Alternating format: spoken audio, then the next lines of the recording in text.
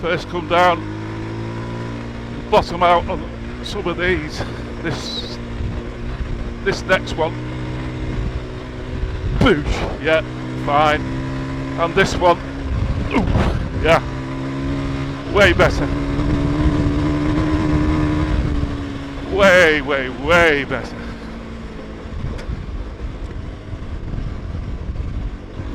Just let, once you've undone the pinch bolts, just let them top caps go, just loosen them. It's just easier while they're still in the yokes. Just hang them up, out of the way, and then once you've removed your caliper and your ABS sensor, just hang it up out of the way. Could let it dangle on its lines, it wouldn't really do any harm, but just hang it up out of the way, and then remove your front wheel. So once you've taken your front wheel out, loosen the two bottom pinch bolts, but make sure you're holding the fork, and the fork will simply just drop out.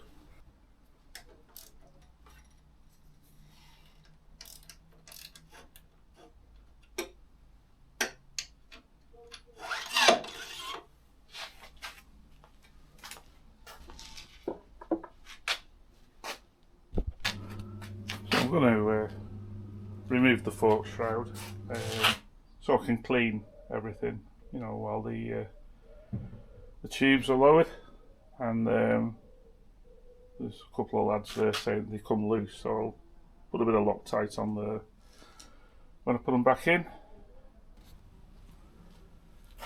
So if you've got a workspace, to put your stuff on, give everything a good clean. If you've got a compressor and air gun, just blast it all off. And if it's a device, particularly if you've been axoring stuff, just make sure there's nothing there that can interfere with your job. Just a little bit of holding a tube around it, and the device is just there, just to get the cap off. So it's only, very light, a couple of pound pressure, 10 Newton meters or something. It's just there to stop the fork tube spinning. So whatever you do, don't tighten that, don't tighten that hard, because obviously we've cracked the cap while it was still in the headstock. So it's easy enough just to get out from there. 22 mil. Does seem a bit loose, but 21 is too tight, so maybe it's unusual. Loosen the cap until it pops. So the cap actually doesn't do anything with the preload, it doesn't pop out. The preload's separate on a threaded bar inside, so you literally have to lift it out. Sometimes you see them pop a little bit, but this is slightly different than some. So that's what you're looking at when you drop the fork leg down. Do not, tighten anything there.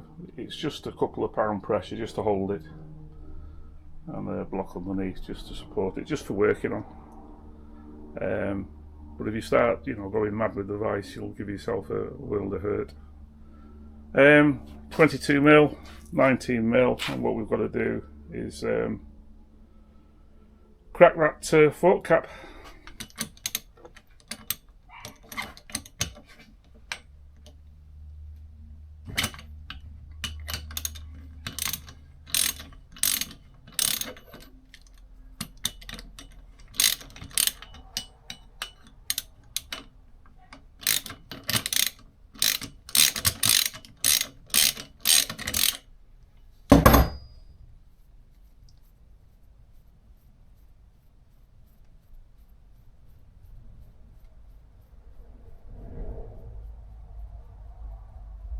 So if you remove the the fork cap, and you can see that it's captive inside. That's why there's no preload. And just have a clean space to put your parts in.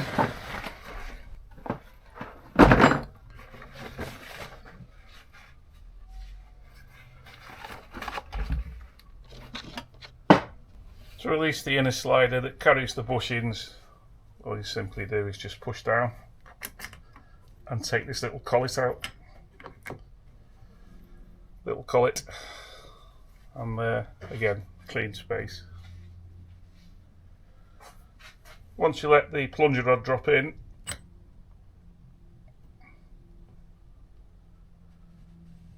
this is now free, so you can just ease that out. A little bit of oil come with it, and you can see that's your inner slider with the bushing.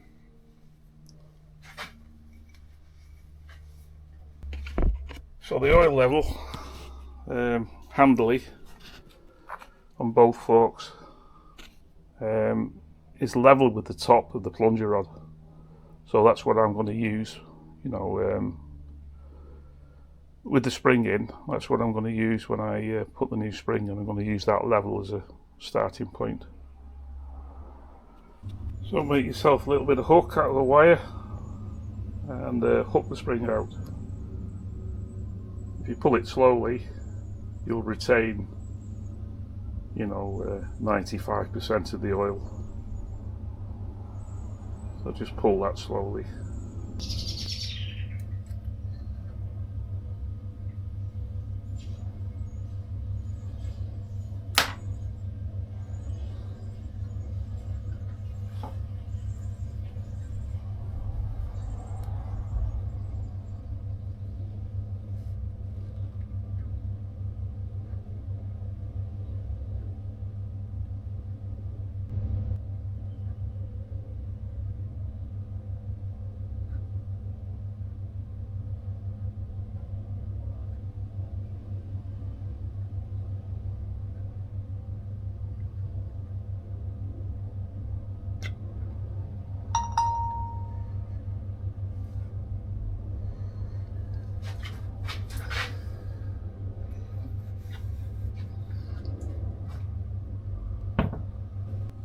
Obviously your damper rod with the threaded end on remains in the fork leg. Well, that's the order of play. The cap, the collet, the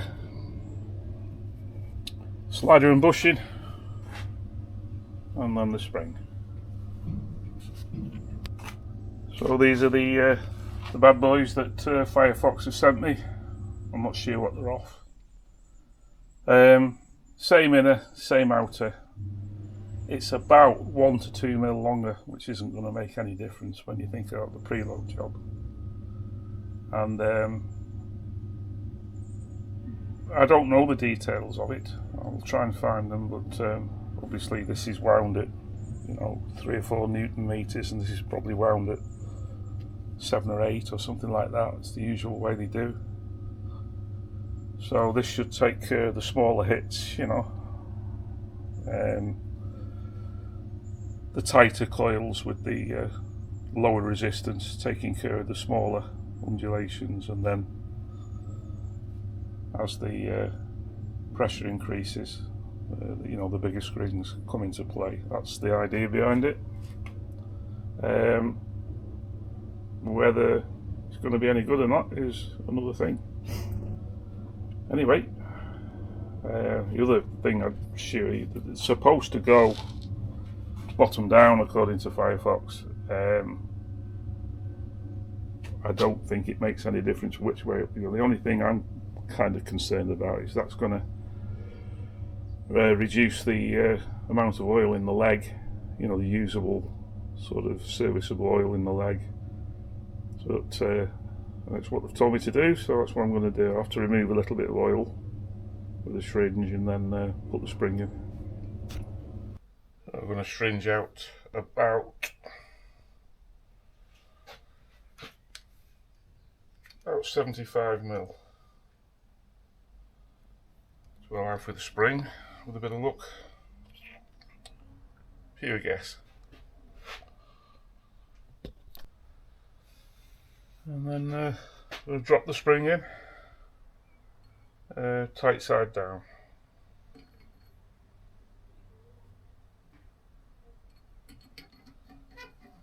See how those apples fall.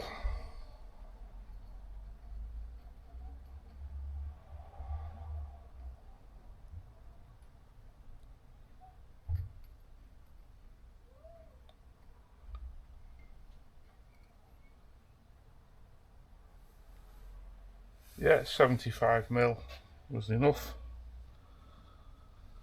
and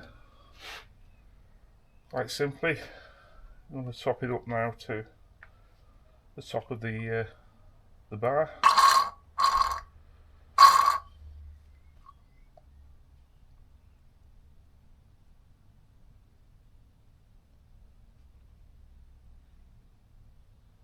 Fork oil is still reasonably good. You know, for the miles I've done, it's pretty clean looking, and all the bushings look as you might expect, I suppose, for a fairly new bike.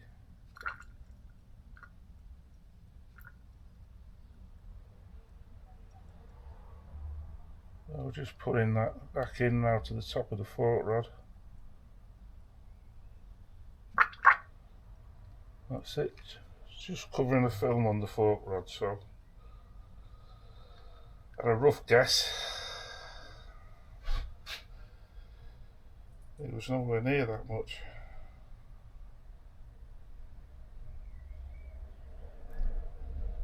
About 25 to 30mm out to allow for the fork is all you need to take. It's not a lot, is it? When a Coke can is 330, so yeah. But that's the difference in displacement between the old and the new spring. So we're not losing too much fluid, you know, from previous experience on bigger forks. I guess these are going to take 3/4 of a litre, something like that. So probably losing, you know, I don't know, 5% or something.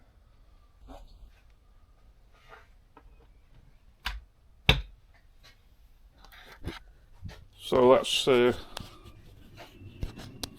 that's where the original oil level comes to on mine anyway, both sides, just to the top of that plunger rod when it's in with the spring. So I'm just putting it back to that for now.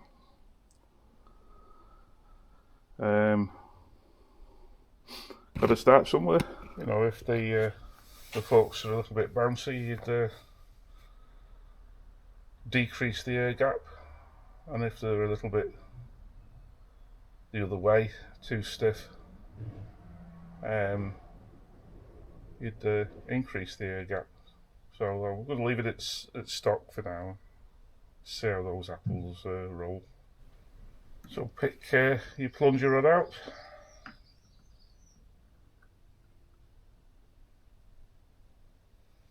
A little fleck in there. And then what you want to do is tie a clean piece of wire. Tie a clean piece of wire to the stop. Just something easy to get off.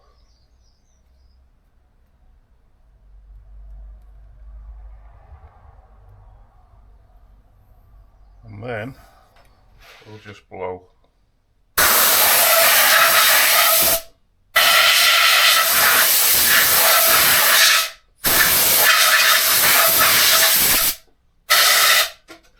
It has been kept in a clean place. We'll just blow it off. You can see those bushings.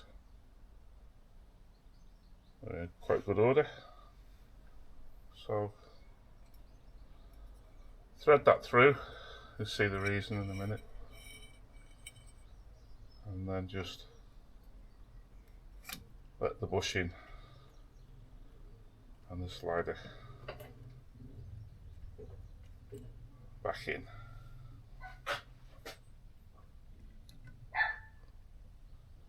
Maybe pull your damper rod up.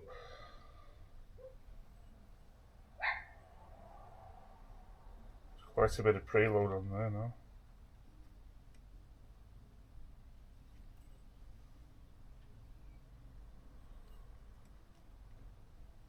Then remove your wire. Just pick that off with that half knot off.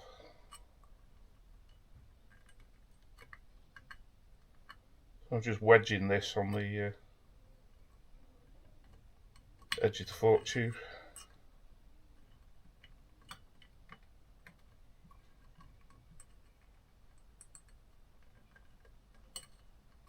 That should do it.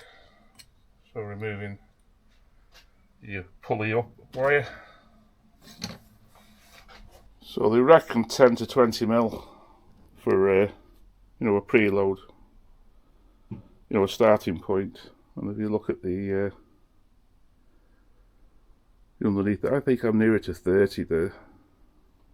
You know, by the time we get to the bottom of that retaining nut.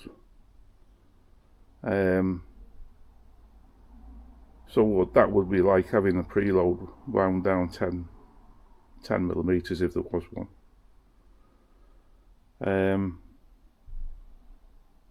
Yeah, if anything, it's just slightly too much as a starting point. 10 to 20 mil is what they recommend usually, and I think we're nearer to 30 there, but I don't want to bind those progressive springs, you know, that's the trouble. Well, that's where we are with it. And the trick now is pair of mould grips, just gentle.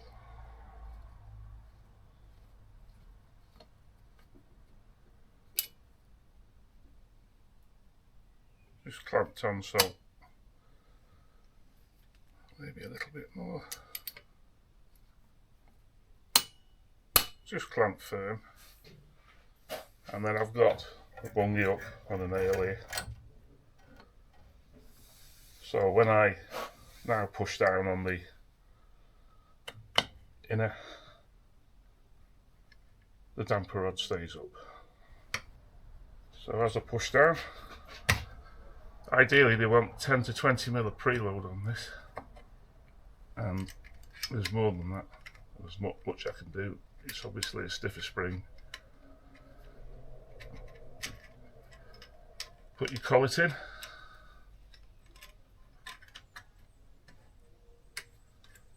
and then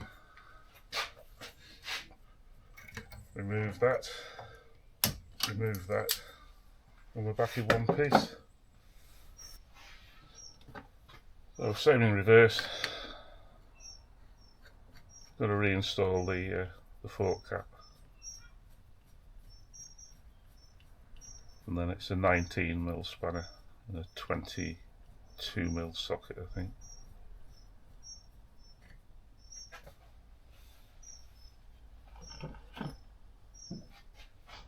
And again, we'll just roll the spanner off.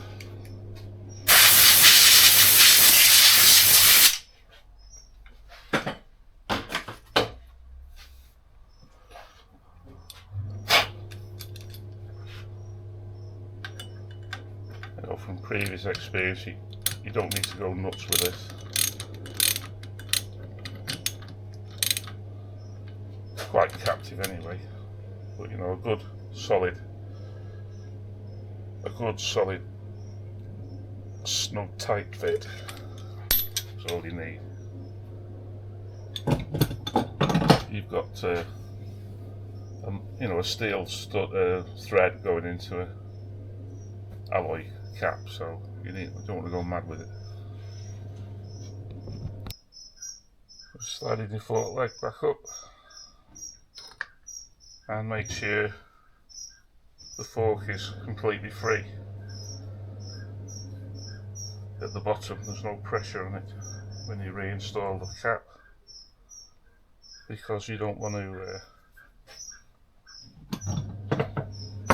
reduce the air gap or make any vacuum in there. So have it free when you tighten up the fork cap.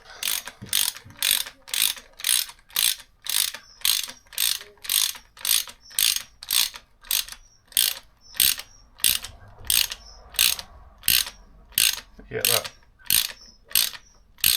oil ring to seal, and then the best way is to do it in reverse. Is when you put it back in the fork yolks, just tighten that up a little bit more. They're designed to seat in such a way that you don't crush the oil ring usually, so you don't have to go mad. You know, when you tighten these, it's probably another 1/8. You know, maybe 20% turn, and that's it.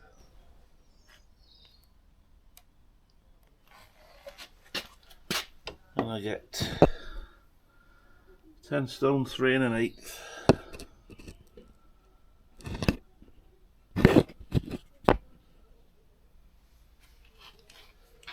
On the 10 stone 3 1/8 on the new spring. Totally non-scientific. On the original spring,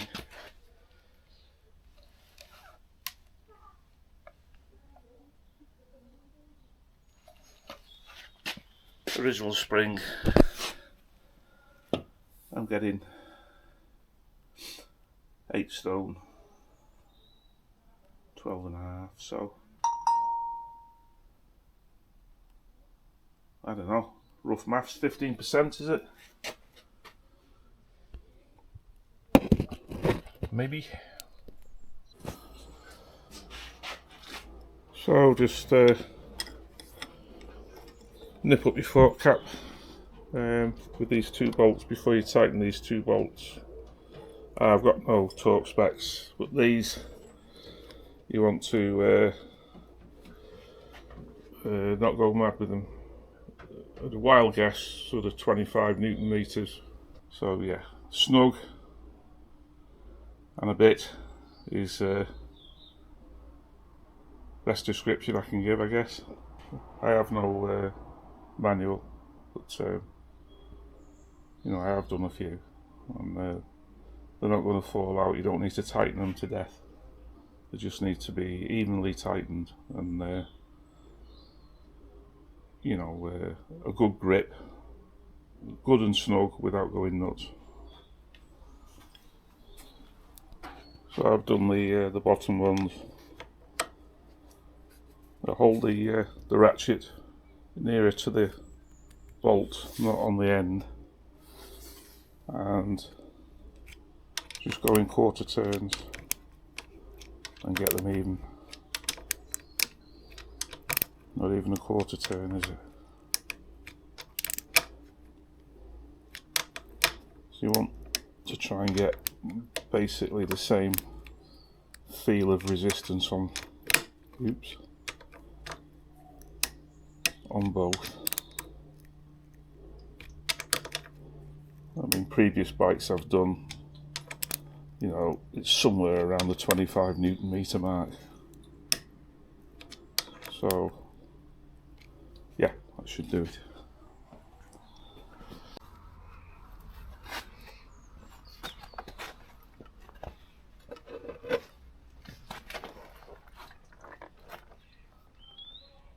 So what I've found is the actual static sag is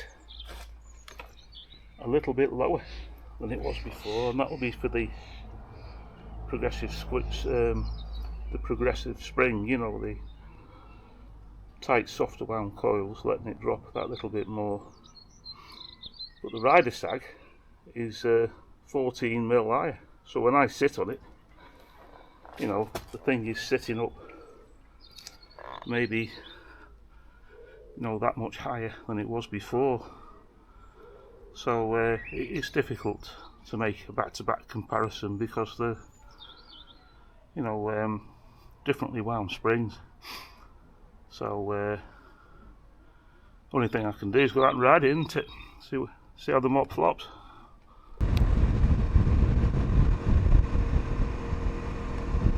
Yeah, so the loose plan is to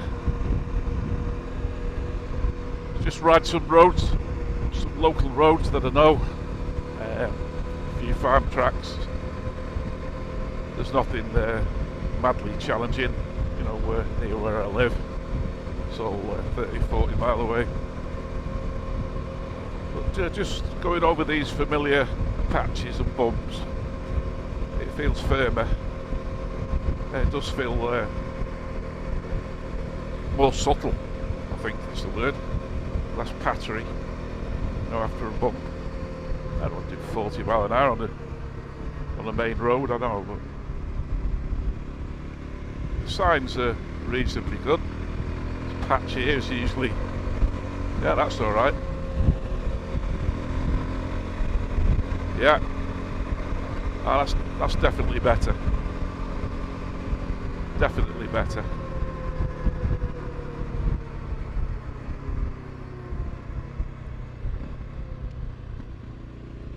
I mean, you know, I kind of didn't mind. How can you put it? I always thought it, you know, it did a reasonable job as long as you went steady. You know, it's just that when you go that little bit faster and hit those little bit under brakes there, yeah, that's feeling better, I think. Yeah, you're going, you know, that little bit faster and that little bit harder in places, and I just know from experience that, you know, it's undersprung. Obviously, when it's bottoming out, kind of confirms it, doesn't it? You know, just to get it straight. You know, I'm not like some massive, you know, super talented enduro rider, and I'm just an ordinary trail rider. But there's certain trails, you know, that, you know, ask a few questions. You know, whether you're going, you could be going slowly. Like the one in the peaks, like the Three Shires going down, you know, if you listen to it, you can hear 3 distinct clonks.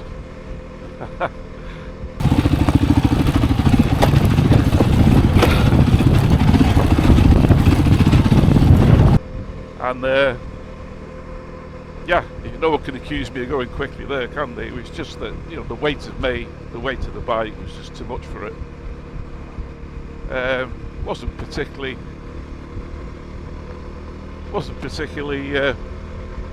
dangerous or anything. It wasn't particularly pleasant. And, you know, the answer is, you know, I think it's just as quite simply, you know, put some bloody springs in it.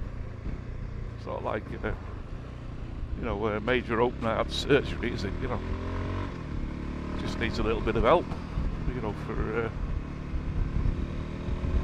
bigger bloke, 15.5 stone, carrying, you know, the usual crap, you know, a couple of tubes, proper tools, 7 or 8 kilograms of crap bolted onto it, and that doesn't include any travel luggage, you know, which is not much, to be fair.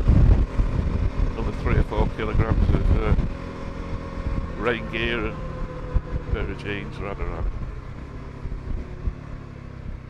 Let's have a look what it looks like under the brakes. So, it's still dipping, of course, but it kind of goes on those softer coils and then holds. You know, this is quite stuttery down here, and you know, it wasn't terrible at this speed on the original setup. It was quite plush, wasn't it? It was too plush, and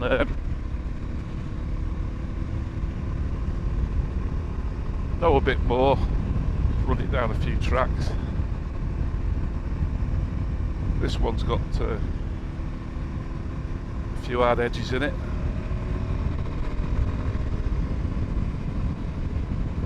So let's see how the mop flops on this. Don't go mad first time. Little jump. Yeah. Pretty hard edge these.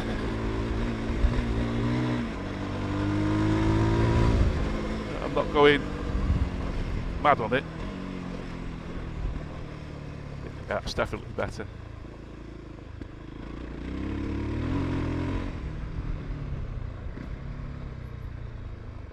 Definitely holding up better. Now the ones where I could really find it out, it probably doesn't look at it, but there's a couple of sleeping policemen here. This one, oh, way better, way better. I'd be not going particularly fast there because you know, I'm feeling my way into it a little bit in neutral. But these are just a couple of miles from home, and where you come just to find out a little bit. See, it's a bit harder now.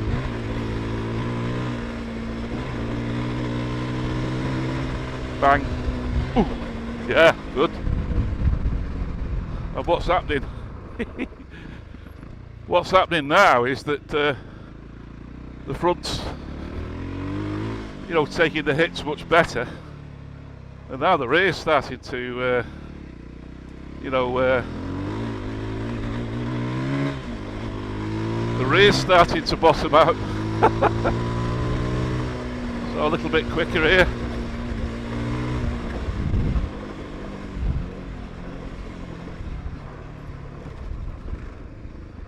Yeah, all right. Very good. Happy with that. I'd have the front forks, you know, bottoming out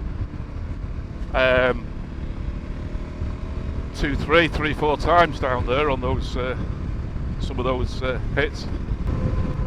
And if it made no difference, I'd just bloody say so. Well,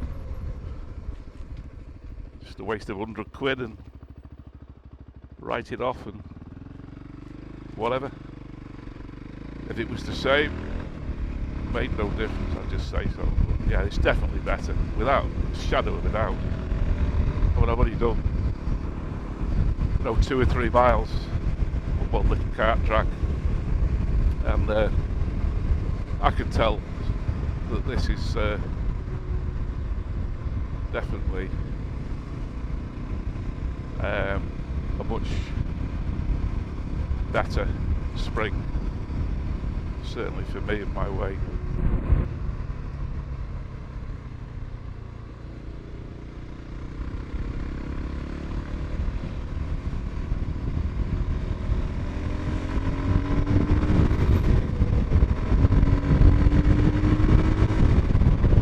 Can't really tell too much on the low speed hitch, you know, the whoopsy stuff, because in fairness, you know, the bike was alright, mostly. On them it was quite good fun. Didn't really, you know, give any big problems. It's when something sharp edges, you know, sharp edged appeared, you know, suddenly, and it had just blown through, you know, then you get that horrible click, you know, that horrible sort of knock, and then the tap through the handlebars to remind you that you're going a bit too fast. But yeah, so far these springs he's given me, these progressive springs, are doing a nice job. It's not just the fact that they're not bottoming out, the actual ride on the roads, you know, a little bit more subtle. You know, you could go over you know, a series of patches or something, and it was never terrible, it was okay, you know, a couple of manhole covers. This just feels plusher, you know. That's not the object of the game, is it? You know, to feel plush at 40 mile an hour on tarmac, but it's a nice byproduct, it's alright, we'll take it. First few miles very positive, nice on the road, definitely a marked improvement over these little stutters here, you know, that kind of thing. It's much more subtle.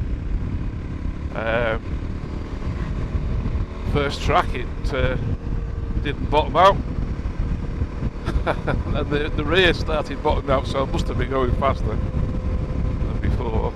Well, I was the second time certainly. This one,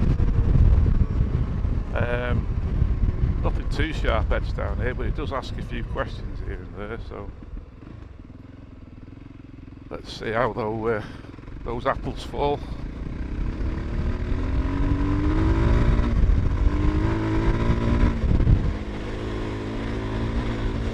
Doesn't feel too bad.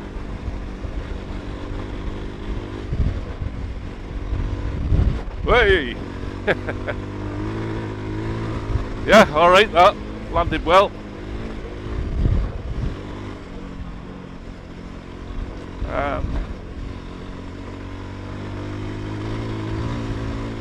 To be fair, you know, it wasn't bottoming out on the original there, it was just, you know, holding it up just.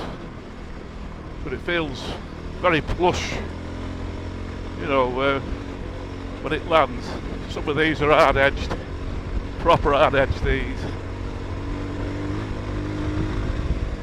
I don't, when I go too fast it's not, you know, got the best rebound on the back, has it? But, you know, good fun, isn't it, little bike.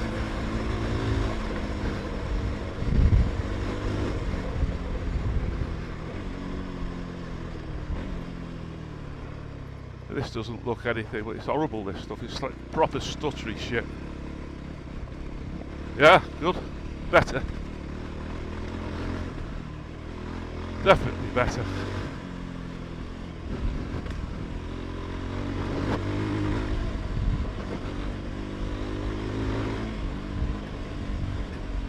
A couple of big holes down here.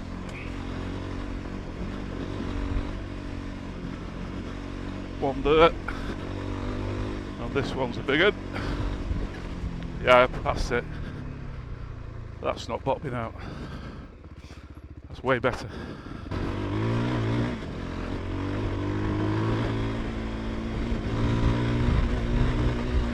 Yeah, way better. Might not look it, but hit some of these at speed, you know, the fairly big holes. This one is ghosted, back end bottom. Bit torn really, because I don't find the back that bad, you know, for 90% of the stuff I'm doing. It holds up well. It's only when you go daft.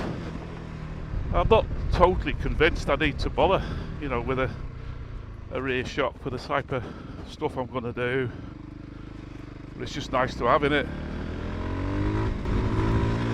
First come down, bottom out on some of these. This next one, boosh, yeah, fine. And this one, ooh, yeah, way better. Way better.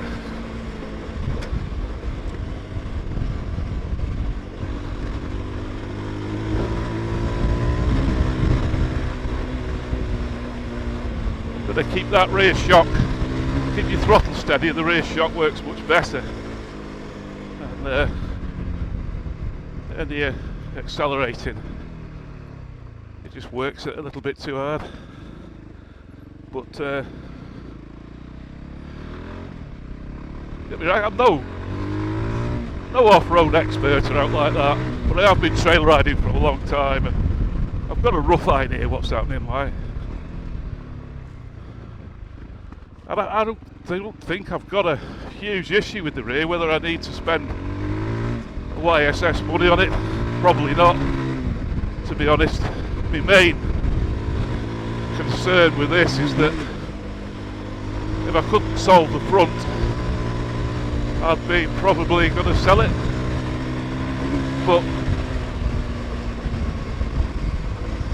you know, that's,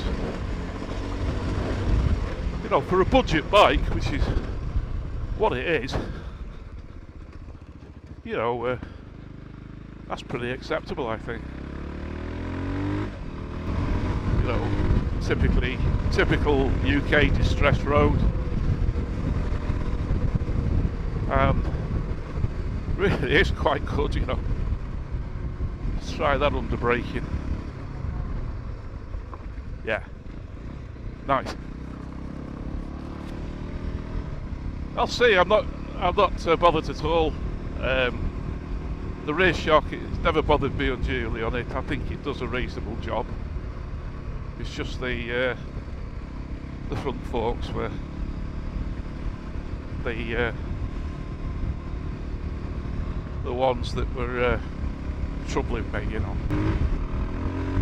I'm not feeling the gate. Boosh. I'm not feeling, you know, in desperate need to you know, rush out and get a new rear shock or anything. It's not too bad. But down here again, some of these will be bottoming out here, and I'm not. See, the other thing about it is that surprises me a little bit. Bottom of the rear shock a bit there.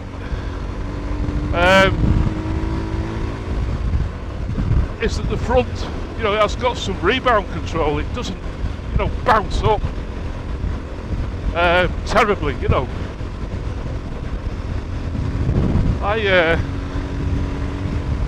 Quite basic inside, aren't they, when you look at them? But you know, the little holes that they've been put in them seems to,